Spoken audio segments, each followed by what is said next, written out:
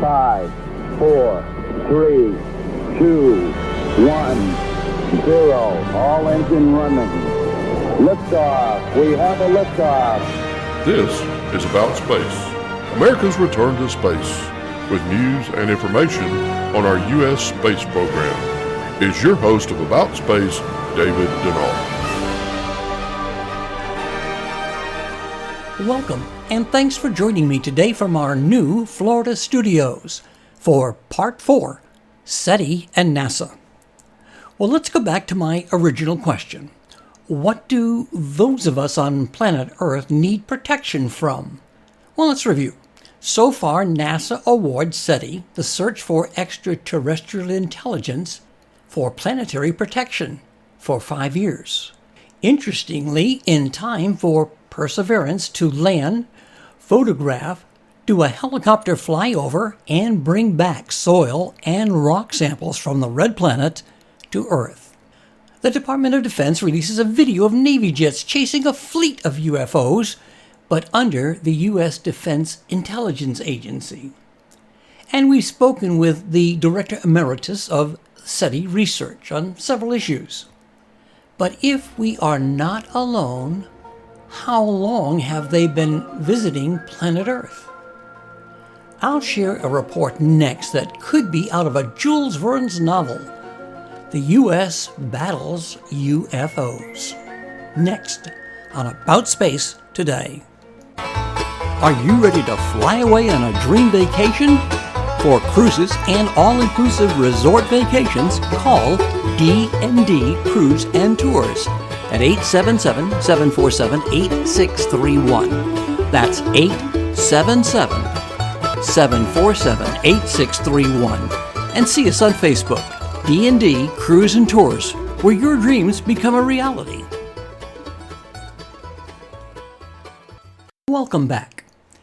In 1947, Admiral Richard Byrd led 4,000 military troops from the U.S., Britain, and Australia in an invasion of Antarctica called Operation High Jump. That is fact.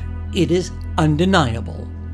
But the part of the story that is seldom told, at least in official circles, is that Byrd and his forces encountered heavy resistance from their Antarctic venture from what they referred to as flying saucers, and had to call off the invasion. They were outmanned, outgunned. A battle between U.S. destroyers and UFOs? On March the 5th, 1947, the El Mercurio, a major Santiago, Chile newspaper, quoted Admiral Byrd in an interview. Admiral Byrd declared that it was imperative for the United States to initiate immediate defense measures against hostile regions. Furthermore, Byrd stated that, quote, he didn't want to frighten anyone unduly, but that it was a bitter reality in case of a new war, the continental United States would be attacked by flying objects that could fly from pole to pole at incredible speeds. Admiral Richard Byrd. I am glad for this chance to tell you something about the top of the world, and perhaps about something about the bottom of the world too. The South is as cold as people think the North is. Why did we explore? Why did we go to the top of the world? As long as there remains anything unknown on the face of this earth we live on, man is going to go after it to try to find out what it is, to attempt to conquer it, and to learn how to live in it.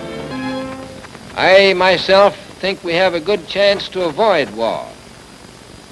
But if we, unfortunately, God forbid, do have a war, much of it will be fought across the top of the world, across the poles.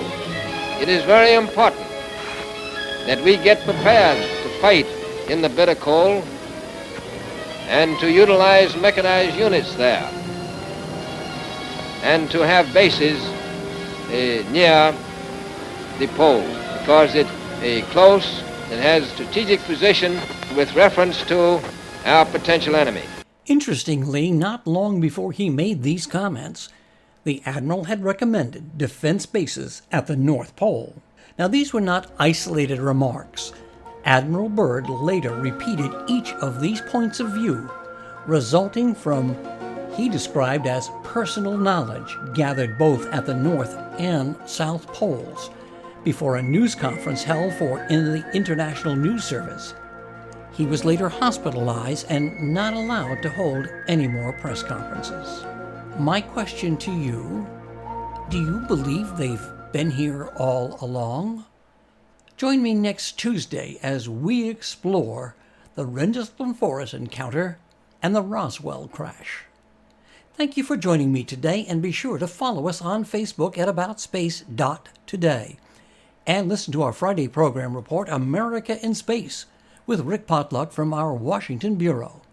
And don't forget, share our program with your family and friends. I'm David Denault, and this has been About Space Today.